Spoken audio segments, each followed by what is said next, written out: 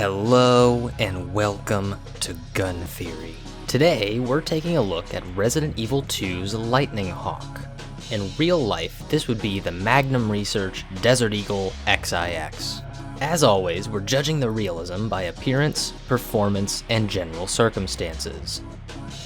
But before we get into the meat, if you like this sort of content, make sure to hit that subscribe button and turn on notifications to get juicy content every Tuesday and Thursday with bonus content on some Fridays. Alright, let's jump into appearance. At a glance, this handgun actually looks really good. The only thing immediately apparent is the safety lever. The modern Desert Eagle safety lever looks a little bit different than this one. It seems to be based on a much older version of the gun for that safety lever. And as we play through the game, we can get a couple of upgrades for this gun, so let's take a look at those as well.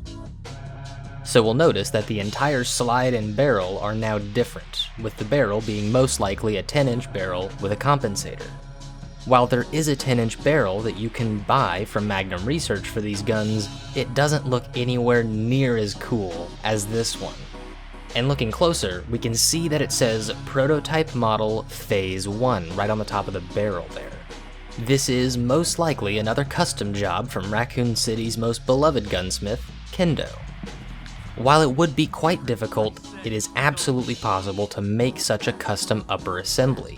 So we're gonna say that this checks out, even though it isn't something you could go buy from a standard manufacturer today. And next, we'll notice that there is a red dot sight on the gun.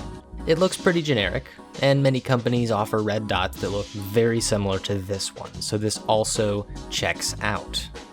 And on both versions of the Desert Eagle, with and without the new custom upper assembly, we'll notice that it has some custom grip panels. Now those are quite easy to make. Many companies offer custom ones, but this one was definitely made by Kendo.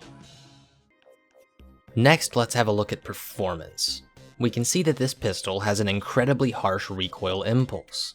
As that upper extension indicates, this pistol is chambered for the 50 caliber Action Express cartridge, which is incredibly powerful for a handgun cartridge, so the recoil definitely checks out.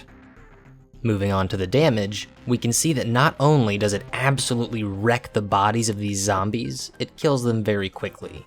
One to the head or a couple to the body usually do the trick. The only unrealistic thing about the damage this handgun deals is that when you shoot a zombie in the abdomen, they tend to get ripped in half on the first round. While their necrotic tissues will be more susceptible to the gruesome effects we see in this game, it's definitely exaggerated as far as ripping them in half is concerned. The only gun in this game that would have a chance at doing that would be the W870.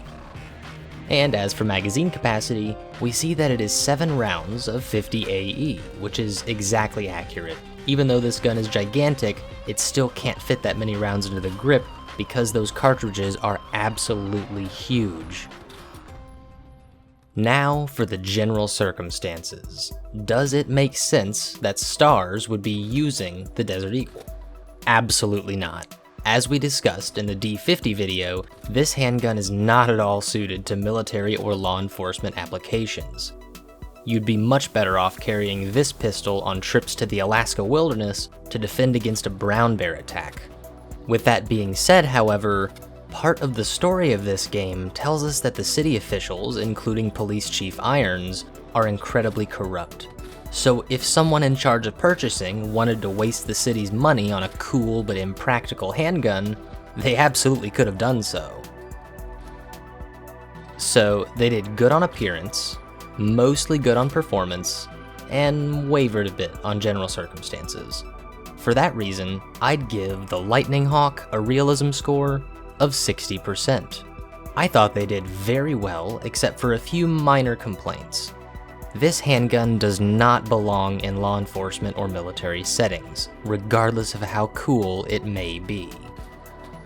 But I hope you learned something. If you like this sort of content, subscribe, like, and maybe even consider becoming a patron of this channel on Patreon. Thanks for watching, and I'll see you next time.